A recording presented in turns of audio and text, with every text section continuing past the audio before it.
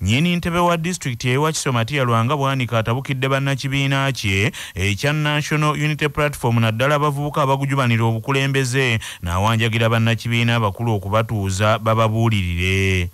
Matiya Lwanga bwanika bino abyogeredde mu ggombolola y'e Namayumba mu ssinkano ne bannakibiina ekya Nuupu mu kusala amagezi ku muntu agwanidde okwesimbawo ku kifo ekya nnyini ntebe ow'eggombolola y'e Namayumba ng'abantu abawerera ddala 7 be bakeesowolayo nga buli omu ku bo ayagala aweebwe tikiti eya Nuupu okuvuganya ku kifo ekyo.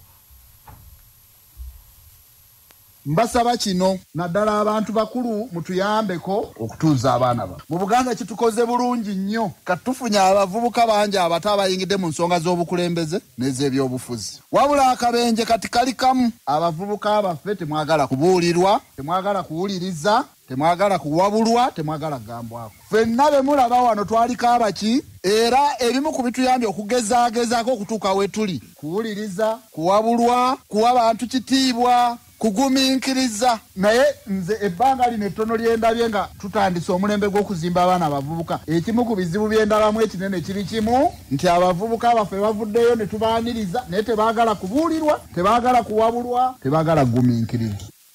Matiya Lwanga bwanika mweraliikirivu olw'abantu abangi mu kibiina kino ekya Nuupu abaagala okuweebwa kkaadi y'ekibiina kino ku kifo kino ekya nnyini ntebe ow'eggombolola y'e Namayumba n'agamba nti kino kiyinza okuvaako enjawukana mu kibiina. Kati obuzibu bwe tufuna bwebwo nti olwaleero mu bantu abagala okwenunula tewali kitubeza n'abakandidate 7. Mbabuulira kino chairman wero sisiri tumwetaaga nnyo kubanga mwe tugenda okuyisa emirimu giva wange ne gijja wano. Naye chairman wero sisiri tekiriimu kiri awo nti kyagenda kufuna. Kaakati bwe tuba tugansimya olutalo nga luwedde tuliyambala ki naye teruggwanga. Kati ekisinga okunnuma ate abantu baagala bambala engule wakati mu luki. Ensonga eyo njagala mugikwate mugiwulirize. Twagamba tuli mu struggle tetugituukanga mu yadde ekiseera.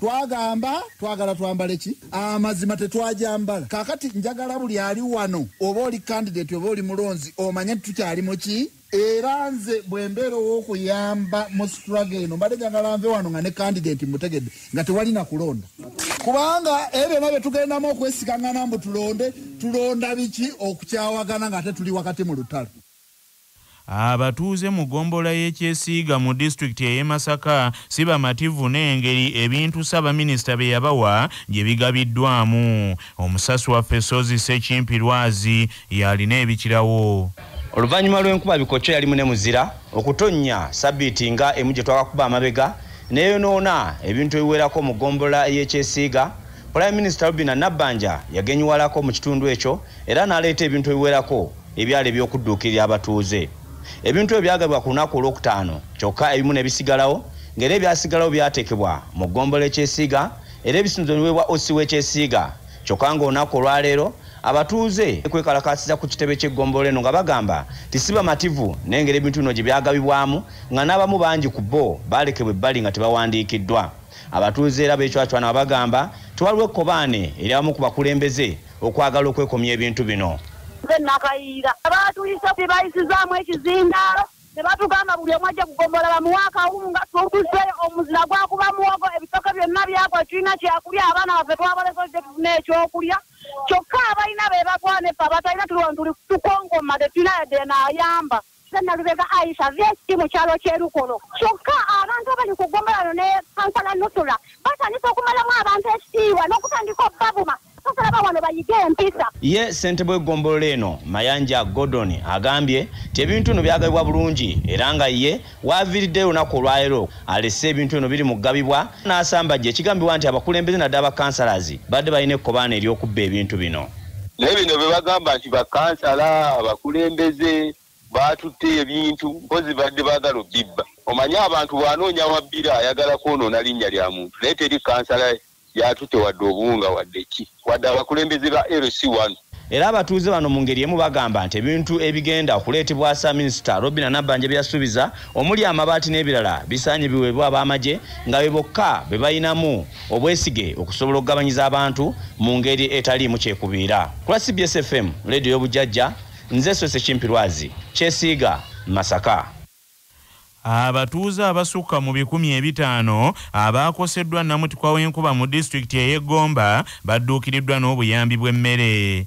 Enkuba eyabadde mu kibuyaga ne muzira yagoyagoyezza ebyalo ebiwerako mu ggombolola okuli Mpenja, Kyegonza ne tawuni kansi ey'e Kanoni ku ntandikwa ya sabbiiti ewedde era yayonoonye emmere y'abatuuze n'okusuula enju zaabwe era abatuuze bangi kati bali mu byangaala. Omubaka wa paalamenti wa Gomba East Saazi Godfrey yadduukiridde abatuuze ku byalo okuli Kitojo, Kyetume ne Luwangala, Jjumbi, Muluka gw'Eggoola, Mpenja n'ebyalo okuli Wanjeyo, Nakaye ne Mayangayanga mu tawuni kansi ey'e Kanoni. Omubaka Saazi Godfrey mu nkiiko zaakubye ku kyalo Kyetume, Mpenja ne ku ssomero lya Nakaye Primary abatuuze abawadde kiro z'akawunga 2,000 n'asaba gavumenti eyongere ensimbi mu nsawo ey'ebigwa tebiraze okutaasa ababeera bafunye obuzibu nga buno. Mbasaba mutwale ekyo kyendeese ng'okusaasira kwange. Naye tebigenda kukoma wano. Ngenda gezaako okulaba nti woofiisi etusingako ejja ate nayo ebeeko bwetuyamba. Ekintu kino kiri nnyo mu sayidi eno. Abantu b'e Kanoni temuva mu byabufuzi. Munansonyi obambalangidde. Ne muve mu byobuki obyobufuzi. Honorable obuze naye kale katulabe 2026. Mu myezi ena nsaba mumpe ku budde, nsaba abakulembeze mubawe ku budde. Nnyini ntebe w'eggombolola y'Empenja Segirinya John Bosco agambye nti abatuuze abaakoseddwa bakyetaagira ddala obuyambi obw'emmere ne yeebaza omubaka Godfrey Saazi olw'okukwatirako abatuuze bano. Mu mawulire ag'ebyemizannyo bannabyamizannyo abatabibwa ekibiina ekya Rio Star Sports Agency balonze abazannyi b'omupiira 3 bavuganye ku ngule ey'omuzannyo asinze okukyanga endiba omwezi ogwedde ogw'Ekkumi. Abavuganya ku ngule ey'omupiira ogw'ebigere ye Fauzia Najjembo wa Crested Cranes, Charles Lukwago wa kilabu eya St George eya Ethiopia ne Uganda Cranes ne Fahad Bayo wa kilabu eya Ashdod eya Isirairi ne Uganda Cranes. Mu muzannyo gwa rugby abavuganya Ian Munyani owa kilabu eya Cobs, Kevin Balagadde owa kilabu eya Pirates ne Joseph Aledo owa Cobs nga n'emizannyo emirala nagyo girimu era okuvuganya. Amawulire okuva ebweru w'eggwanga. Omukulembeze wa Amerika mu NDP President Joseph Robinette Joe Biden Jr. abamuwalanya tebatudde batandise okusaasaanya akatambi akamwoleka obutereevu ng'afaanana okwebakira mu lukuŋŋaana ku mbeera y'obudde oluyindire Scotland mu Bungereza. Akatambi kano muwemula koleka President Joe Biden ng'azibirizza amaaso gombiriri azingidde emikono mu kifuba nga bamu bagamba nti yabadde mu tulo twennyini nga n'okuloota aloota yadde nga bba bamuwolereza bagamba teyabadde azibirizza buzibiriza naye nga teyeebasa alowooleza ggwanga. President Joe Biden ow'emyaka 78 ensonga z'obulamu bwe zaayogerwako nnyo mu kulonda okwayita nga abaali tebamwagala balumiriza ti emyaka gyali gimuwuubidde akawero nti nga wakusumaagiriranga mu yafeesi emirimu gigaane.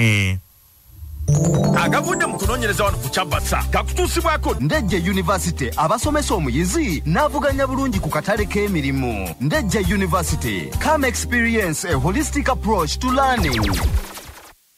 Okunoonyereza okwakolebwa gye buvuddeko kwalaga nti Russia yeekira ensi zonna endala okuvaamu ekyobugagga ekya palladium ekikolwamu amajolobero ag'okwetimba ng'evaamu kiro za palladium 8,200 buli mwaka. South Africa yakubiri n'ekkiro eza palladium 7,100, Canada yakusatu n'ekkiro eza palladium 2,500, so nga America yakuna n'ekkiro eza palladium 1,300. Zimbabwe yakutaano n'ekkiro eza palladium 1,100 mu kunoonyereza kuno okwanuddwa ku mukutu ogwa Nation Master. Bannaffe amawulire ag'essaawa eno bwe gatyo bwe gagenze tuddingana ku ssaawa 3 n'amawulire amalala mu bulambulukufu tova ku mukutu Kyabasa.